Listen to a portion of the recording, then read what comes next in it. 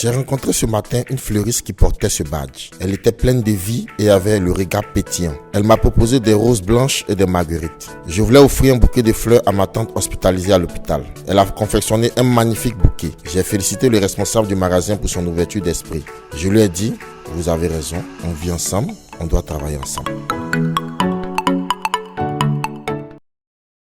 Cela peut sembler être l'une des questions les plus faciles à poser lors d'un entretien d'embauche, mais c'est aussi l'une des plus importantes.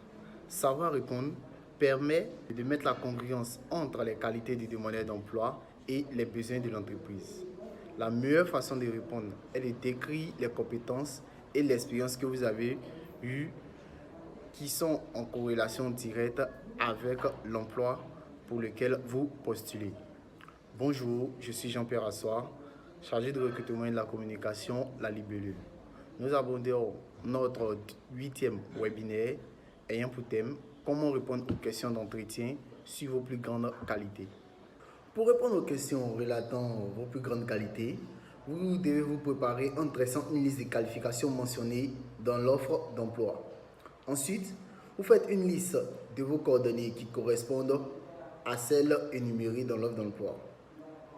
Ainsi, vous créez une congruence entre vos compétences et les besoins de l'entreprise. Cette liste peut inclure la formation, les compétences techniques ou les expériences acquises lors de vos différents postes occupés antérieurement. Affinez votre liste de compétences de 3 à 5 particulièrement fortes. À côté de chaque compétence, notez un exemple de la façon dont vous avez utilisé cette force dans le passé afin de réussir telle tâche ou une mission donnée. Cela vous préparera lorsque l'employeur vous demande d'élaborer une liste de qualités propres à vous ayant favorisé le succès dans votre activité professionnelle précédente. Incorporez également ces mots de puissance qui vous permettent de faire une bonne impression vis-à-vis du recruteur, par exemple les mots techniques utilisés dans un poste donné. Ces mots techniques permettent de montrer que vous connaissez les mots de base ou encore les notions de base utilisées dans l'exercice de ce métier. Plus vous vous rapprochez des qualifications professionnelles énoncées, plus vous aurez la chance d'obtenir cette offre d'emploi et aussi profiter pour développer vos différentes compétences. Alors, pour répondre à ce type de questions, qu'est-ce qu'il faut éviter absolument? Répondre à ce type de questions demande d'être fluide dans la communication. Oui, ce n'est pas le moment d'être humble. Même si vous ne voulez pas exagérer vos qualités, vous devez être à l'aise pour articuler ce qui fait de vous un candidat idéal. Le candidat idéal doit avoir une fluidité dans la communication, parler des différentes compétences acquises lors de son expérience précédente, parler de ces différentes compétences en fonction des besoins de l'entreprise, avec des phrases logiques, de la fluidité dans sa communication. Pour arriver à cela, il faudrait que vous créez une liste de vos forces en lien avec le travail qui vous aidera à répondre aux questions en toute confiance. La confiance naît du fait que nous savons ce que nous disons et aussi nous savons où nous allons dans notre réponse, c'est-à-dire en lien avec les différents besoins de l'entreprise selon le poste souhaité. D'un autre côté, vous ne voulez pas répondre à cette question avec une liste interminable de points forts. Restez concentré sur les qualités que vous énoncez directement au poste de l'entreprise. Une réponse ciblée et pertinente avec 1 ou 2 exemples impressionnera votre interlocuteur et permettra de vous démarquer des autres candidats qui fera de vous le candidat idéal.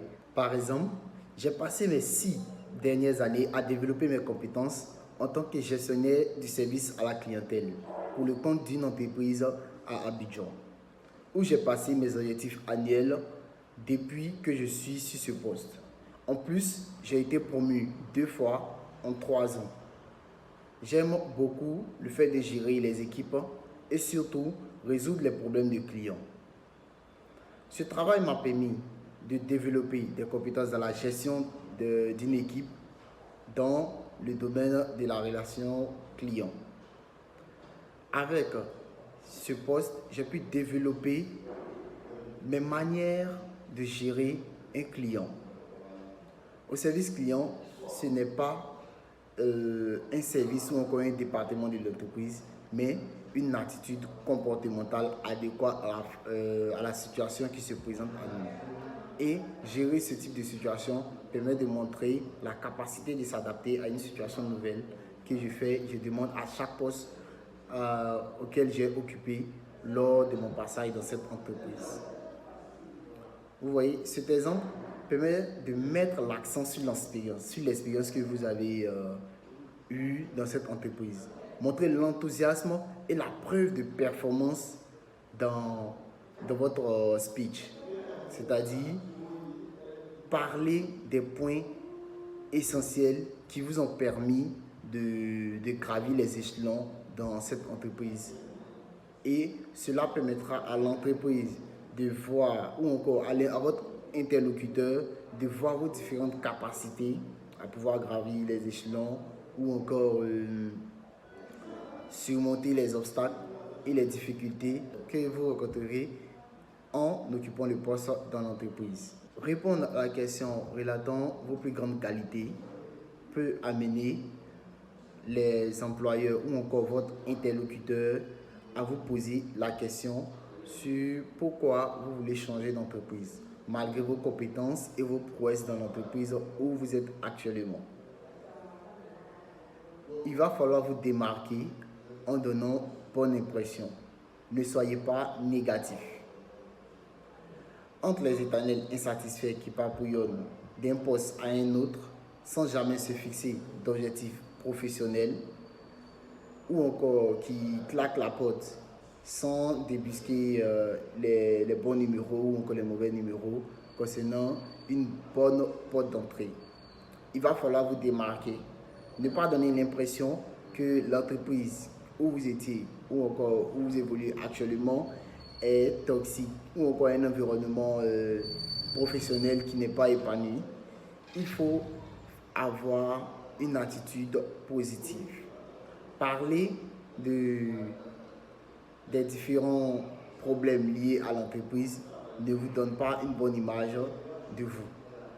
Vous devez parler de vos compétences acquises et en lien avec le poste souhaité. Ce poste souhaité, par exemple, me permettra de développer les compétences acquises lorsque j'étais gestionnaire au service clientèle. Votre entreprise étant une grande structure internationale, évoluant au Sénégal, au Congo, en Côte d'Ivoire, en Tunisie, en France et en Espagne, me permettra d'avoir une plus grande ouverture dans le monde. Échanger avec des interlocuteurs ou encore des collaborateurs partout dans le monde me permettra aussi d'acquérir d'autres connaissances et de développer nos connaissances locales et expériences locales auprès des autres pays. Cela nous permettra aussi de développer notre culture, montrer notre culture aux yeux de tous. Changer l'image négative que les autres pays ont de nous par rapport à notre langage ou notre moyen de communication. Ainsi, le recruteur sait que c'est parce que vous avez de l'ambition concernant vos compétences et vos qualités. Et non parce que vous désirez sauter de poste en poste parce que vous êtes instable émotionnellement, psychologiquement et aussi vous avez une mobilité professionnelle sans précédent. Et parler de vos plus grandes qualités ici permet d'énumérer point par point. Il faudrait qu'il y ait une suite logique dans ce que vous dites. Vous partez des qualités les plus faibles aux qualités les plus grandes. En résumé, ce webinaire nous a permis d'établir le lien entre nos compétences et connaissances acquises lors de notre cursus scolaire, universitaire et notre expérience professionnelle en lien avec les besoins de l'entreprise concernant le poste souhaité. Donc, il faut toujours établir le pont entre ces différents éléments énumérés. Merci. C'était Jean-Pierre Assoir, chargé du recrutement et de communication à la Libellule. Bon week-end à tous et à plus tard. On vit ensemble, on doit travailler ensemble.